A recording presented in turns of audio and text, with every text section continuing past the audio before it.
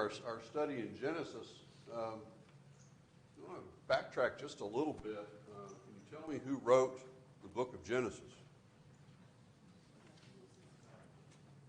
Actually, the first 5 books of the Bible is thought to be penned by Moses, who has not yet been born.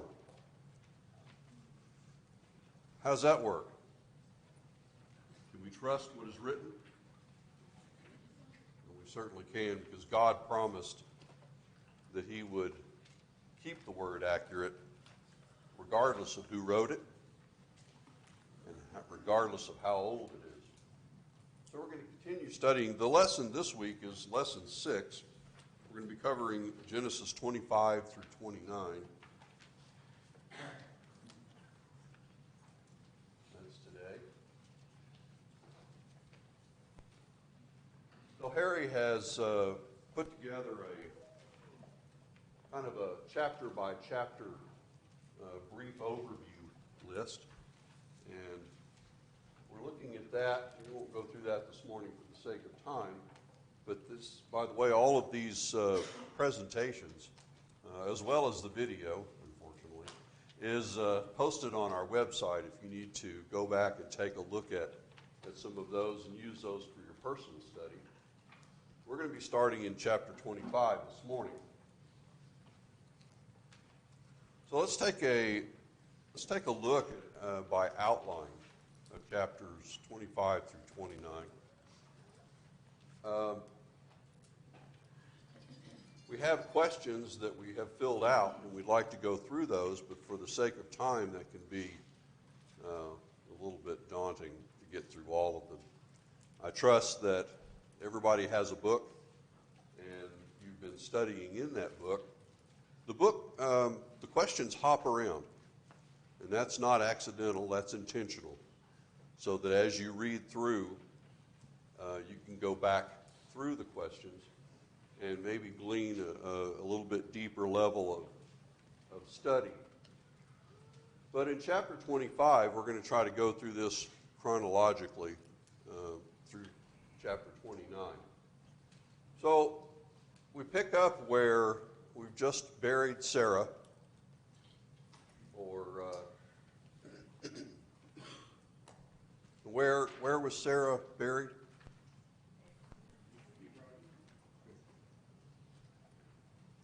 So after the death of Sarah, Abraham takes another wife, Keturah, and she gives him 6 sons.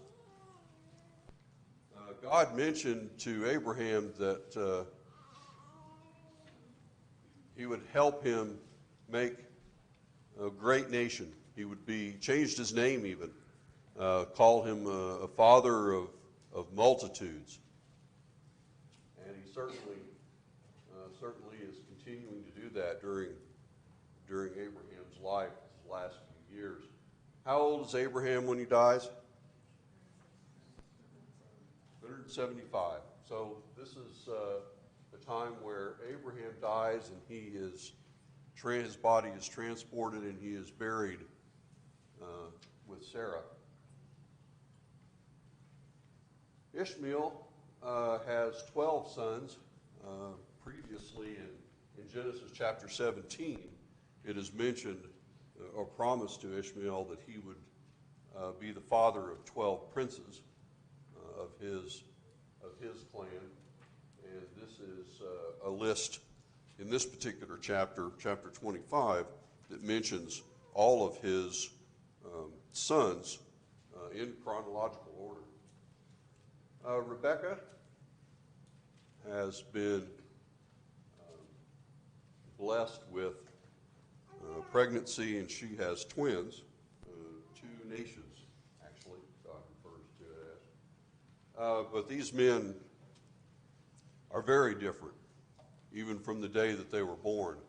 Different in looks and different in nature. And then we have the famous or well-remembered and well-repeated story of Esau selling his birthright to his brother. Anybody recall what Jacob's name means? Supplanter, or one who deceives. Not really sure I would want to have that name, although if you ask me a question, you're liable to get a curt response. So I'm not sure what that was about. Chapter 26. Isaac now is a sojourner in the land of the Philistines.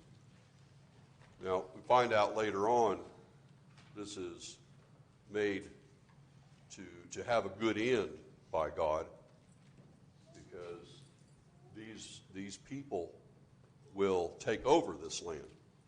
But for right now, it is occupied by the Philistines. And who is king of the Philistines? Abimelech. Excellent. Okay, during the time that he's there, he receives a promise from God.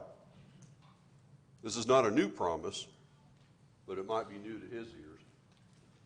Okay, Isaac settles in Gerar.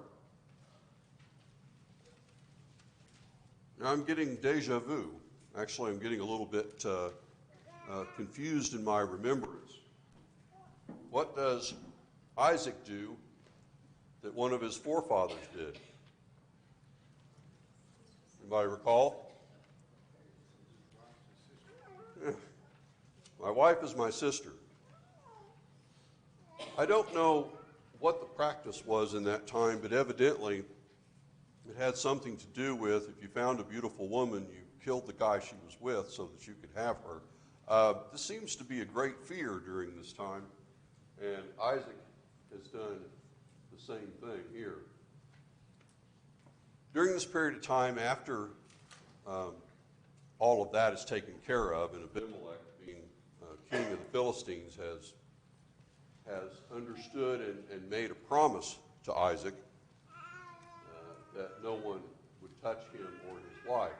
God blesses Isaac and makes his planting of his crops and the managing of his assets, blesses him to where he not only becomes wealthy, but then he goes on to become very wealthy. Isaac digs wells. Does anybody understand what that means? Digs wells? Seems like he has dug 4 wells in a couple of paragraphs. Just backs up the 1 ton and drills down. I don't know what it took to put together a well, but Isaac and his forefathers have tamed this land to a certain extent, or at least made sections of it usable by building wells, by digging down foot by foot and putting together wells where they can claim clean water, where they can live in that region. Abimelech, Ahuzah, and Phicol make an oath with Isaac because they see from his wealth, from the things that have gone on in his life, that God has blessed him, and they are convinced that God is with him. That's good. Esau, on the other hand, takes 2 wives from the descendants of Ishmael, Hittites, and things do not go well with those wives. Chapter 27, Rebekah plots to convince Isaac that Jacob is Esau.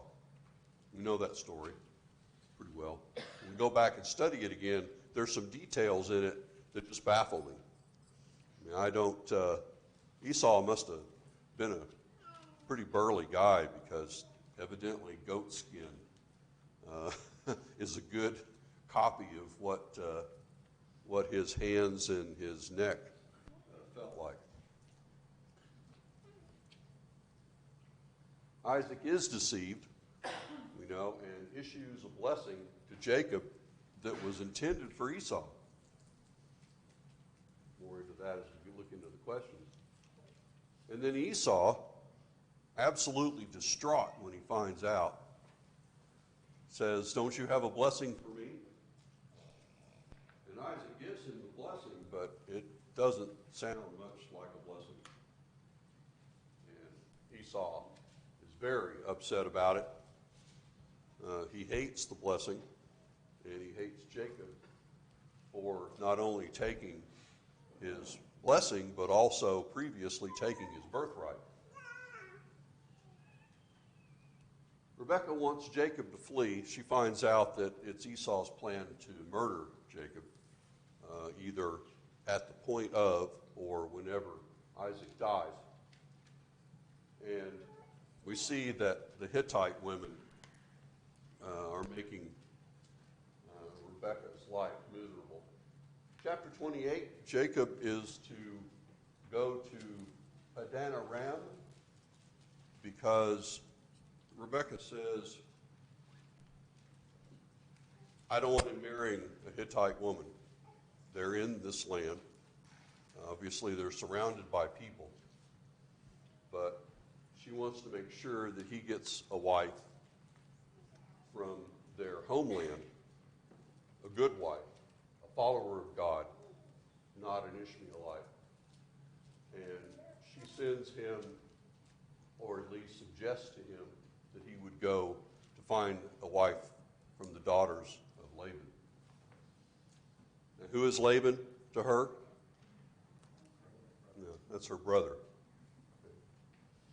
So Esau, finding out that it displeases his parents, the wives that he already has, goes out and marries another one. Esau's got a bit of an attitude problem. We see that throughout, not only in his words, but also in his actions and the things that he does. Jacob goes towards Haran. He stops. Jacob's ladder is where the story comes from. And what does he see on the ladder in his dream? Angels descending and ascending. That's the part I remembered. What I didn't remember was the next part. And that's where God actually gives him a message about the land and about the rock. So I find this a little bit interesting because the words at the end of this chapter seem to indicate that Jacob now is converted.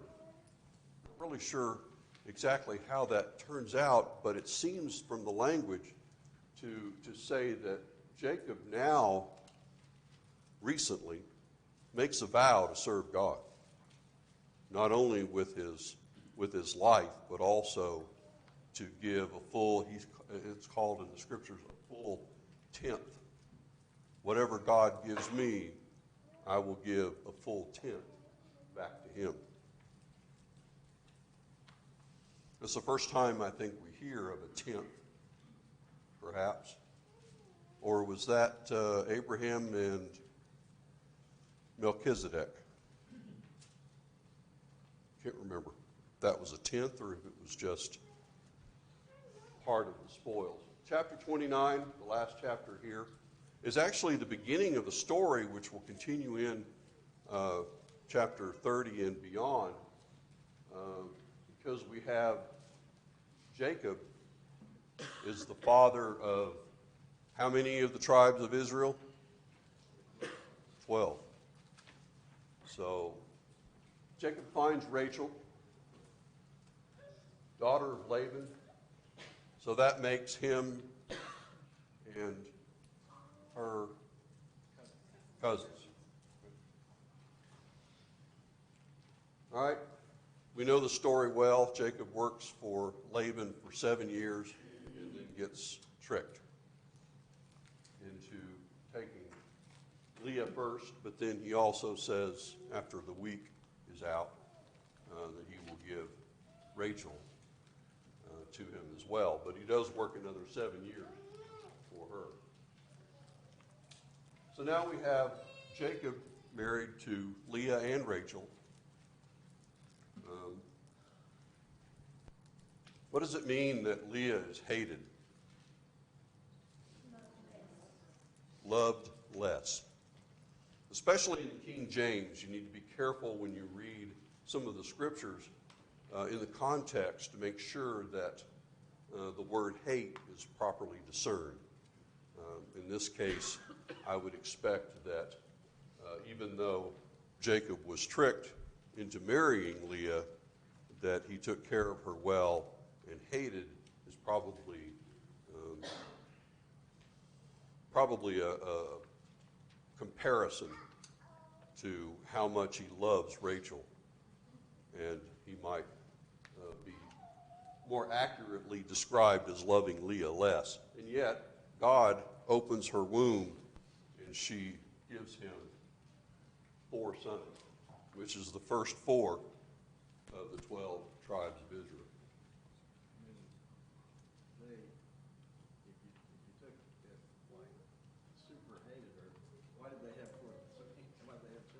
Right, exactly. Yeah, that was the point. I don't believe that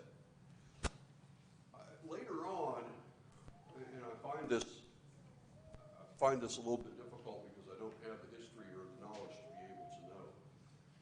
But under the law of Moses, you were able to have as many wives as you could afford to treat each one equally. You're not allowed to lavish gifts upon one and treat others poorly. And I don't think that's the situation here, although I would think since we worship a God who does not change, it may have been a situation, although he is absolutely adores Rachel and perhaps Leah less, he takes care of her as a wife, and she has 4 children. Now, what happens during this period of time with Rachel? She's loved, she's adored, but she's barren. Okay. That's going to change in chapter 30. Sorry, a little spoiler there, in case you haven't read ahead.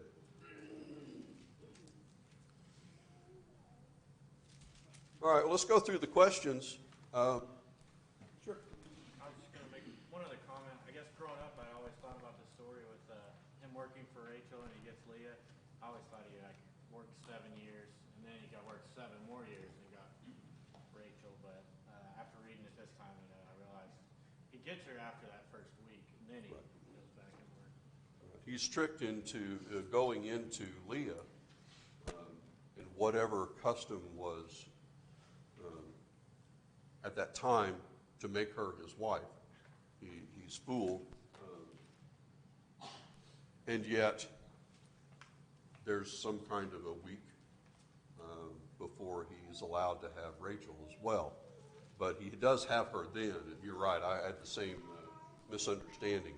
So he had 2 wives, but yet he stayed working for Laban for another 7 years. Now, it doesn't mention that the second 7 years went by as days, but this man has honor, despite being Laban's character is a little bit shady. I think he's a good man, but he's definitely pulled a fast one. I think with that, you can see his character changing.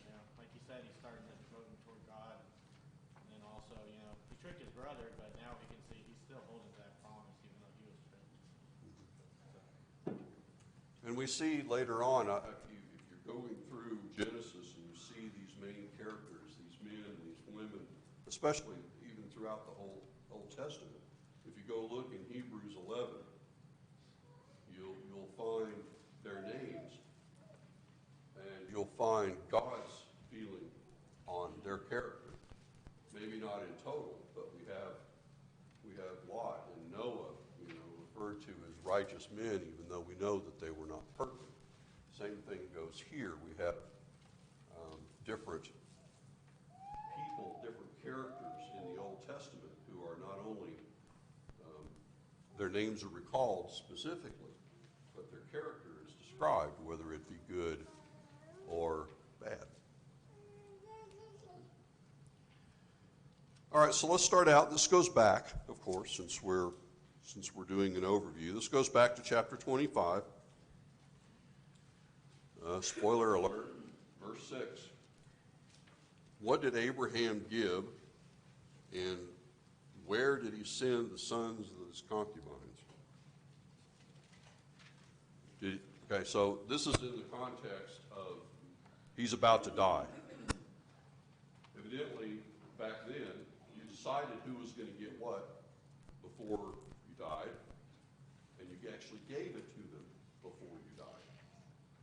I don't think too many people these days know well in advance how that's going to happen. We do have the thing about a will, which is in written legal form.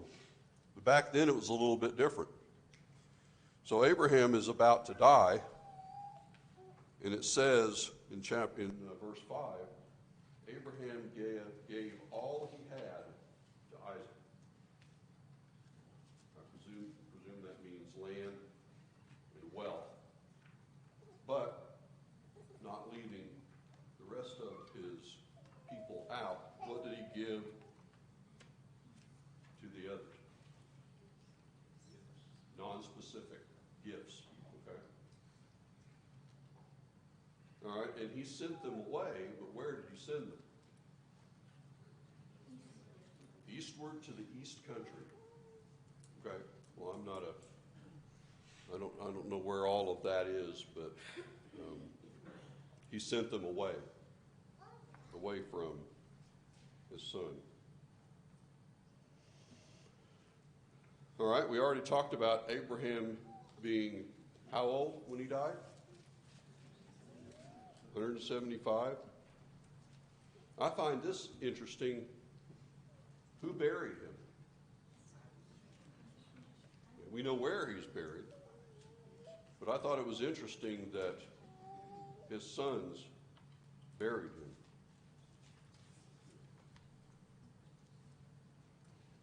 I was kind of under the impression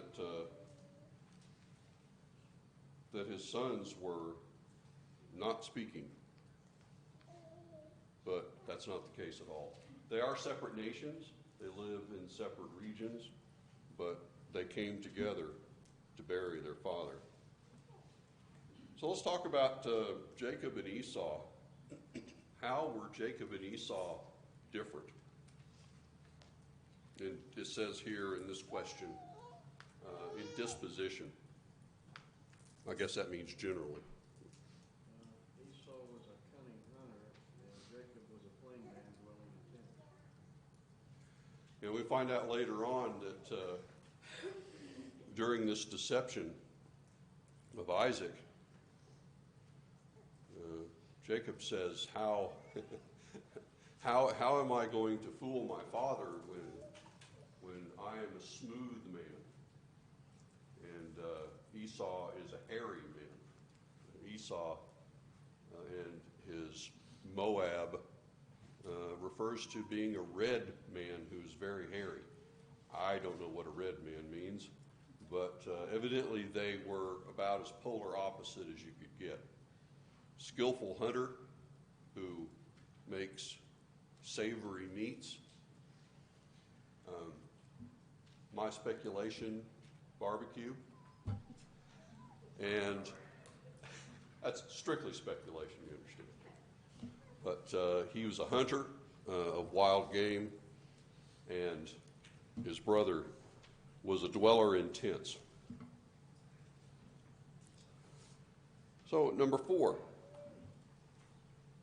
So what does it say that Esau exchanged his birthright for? Bread and stew. The King James Version refers to it as meat. I'm not a linguist expert, but all of the other translations that I have seen refer to as it being lentil stew. Whether it had meat in it, I guess is neither here nor there. But sometimes the King James words can mean things differently than they mean today. For example, the word even. In the King James, when it says even, it means similarly. And when we use the word even, it means something is this even to that point, which is different anyway. This may be a similar type of situation. It may not mean meat necessarily. It may mean a meal. Nevertheless, how is that referred to? We'll skip ahead to the bonus question at the end. How is this referred to when it is repeated back to us in the New Testament?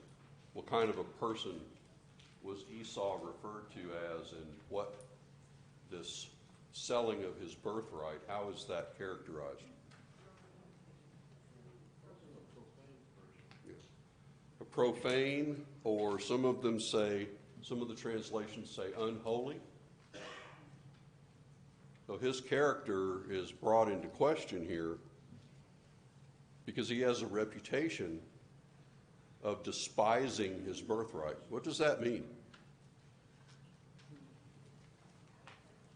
He didn't understand the value of his birthright. Right. Okay. So it was a gift from God to a certain extent to be the firstborn. It certainly was an honor position in his family, and yet he sold it for a bowl of lentils. What is that similar to that we see recanted in the New Testament, where something is treated as common? Anybody recall? I didn't look up the scripture, but it reminds me of someone who has pledged their life to Christ and then left the New Testament church, because it refers to treating something precious as common. And that is not acceptable to God. If something is precious, it should be held precious, whether it be God himself or something that was given to you as a gift from him. Tyler? Well, the counter would be the story of the people that got account billed, Well, the Pearl. Pearl of Great Price. Thing about that. He's just, the point, I think, the story of Jacob and Esau, or really Esau selling his birthright for stew, has always just blown my mind because, we know the rest of the story and what was actually given. But I don't know, he obviously was pretty hungry. He said that he was going to die if he didn't get some food. But it's also interesting that he was giving away something that he hadn't gotten yet. It's hard for us to compare. Have you ever been, Nay and I were talking about it. Somebody said, have you ever been so hungry, give up your house, give up your, vehicle, whatever. If I'd be that hungry. But if I said, give up something that I don't even have yet, I could see myself maybe being more like, I don't even know if I'm going to get it.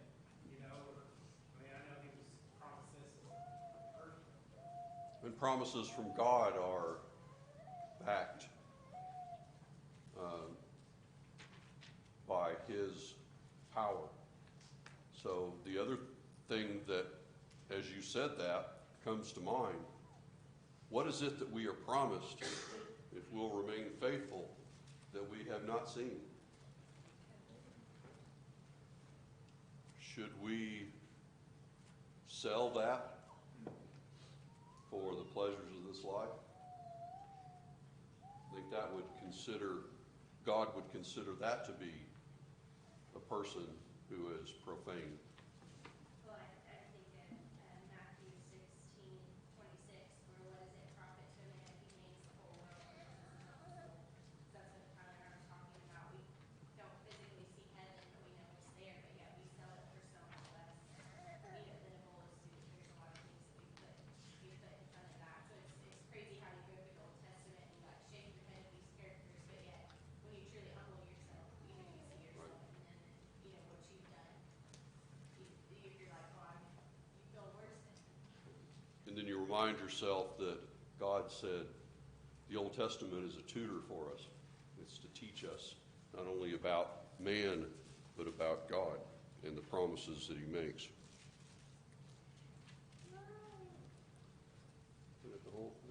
Okay. So what did Rebecca use in disguising? I already mentioned that. Evidently, Esau was a hairy guy, so the skin and fur of young goats.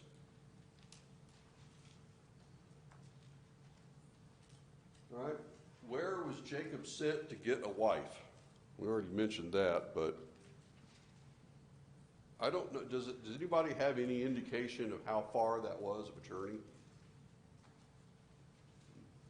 I'm not sure, but I'm sure it was not taken lightly. They live in the land of Canaan, and we're talking about quite a trip back to the homeland where Laban lives, which is referred to in the scriptures as Padan Aram. I don't know where that is. Probably not even saying it correctly. All right, so what did Jacob see in his dream? Saw the ladder with the angels, but he also says he saw God. So angels were up there. Right. And were the angels going up and down the ladder explained? I didn't see it. So I don't know what the significance of that was, but I do know the significance of the next section. Anybody want to give a brief synopsis of that, of what he was told by God?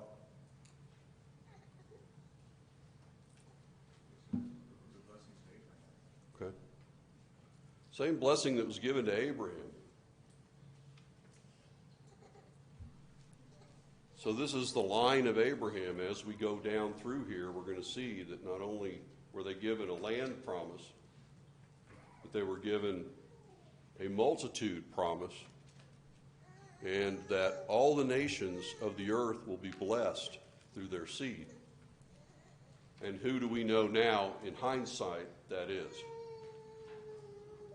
It's the Savior. It was God's promise. It was his eternal purpose to always give man a salvation available to him if he would follow God.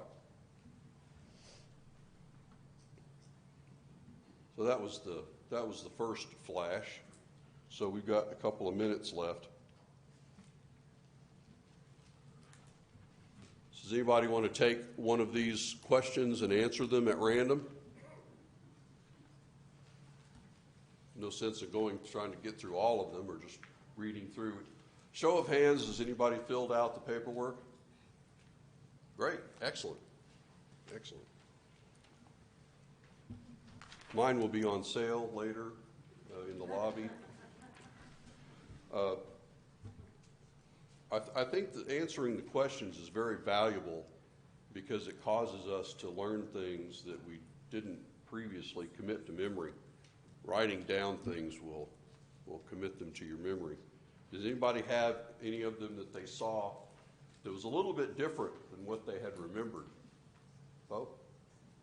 Well, one thing that I kind of picked up on more this time than the past is, going back to question 5 about the disguise of Jacob. Not only did, goat skins they kind of remember from mugs, but he also used Esau's clothing and the full, complete deception of it to put his clothes on. Because he's trying to trick his dad who can't see, so his dad's going to rely on other sense. And I mean, that's part of it. He's like, okay, I want to kill him. Okay, you got smells like my son. Right. So, it's kind of the full deceptiveness of it.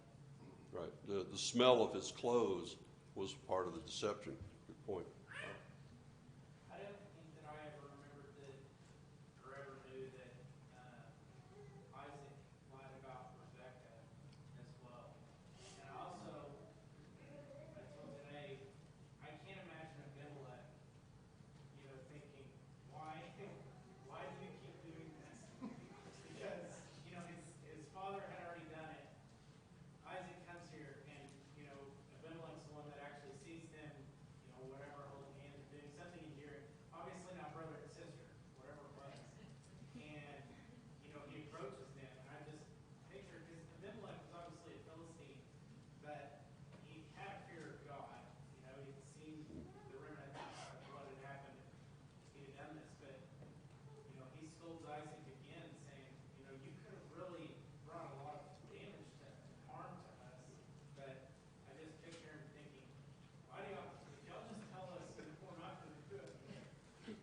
Once burned, twice shy, right? Yeah, I'm not real sure exactly, but good point that you brought that up is because I thought there was only one occurrence of this, but as it turns out, it's father and son. Anybody else have any of these that they saw that was a little bit different than what they had remembered? It's not different, but I'm always fascinated with Jacob's story about how deceitful he was over and over, and then he was deceived, so he kind of got by Laban later on in life, and then his turning around, and when he even marries the two sisters, he never counseled God with that decision, which caused strife in his life later on, and then the marrying two sisters was later forbidden in Leviticus 18:18, but at this time it's still poor decision, because even though he was deceived, he still, he could have made a decision at the same time. So it's cool to see someone with such great faith kind of struggle there and build his faith, as he goes. But when you look back at those stories, sometimes you ask, like, why is this guy of great faith, and you see him grow. That's what I'm getting at. So I thought that was interesting. Yeah, a lot of the people in these remembered stories, you got to wonder sometimes what their character was or what they were thinking. One thing I got that I've kind of forgotten was how old Abraham was. And when he had Isaac, he was 100. And then after that, he had a whole nother family, Yeah. another wife, another family. So he lived a long time, was very active. Yeah. God said that he would make him a father of a multitude, and it's certainly the case. Anybody else have anything as we wrap up? Okay. Thank you.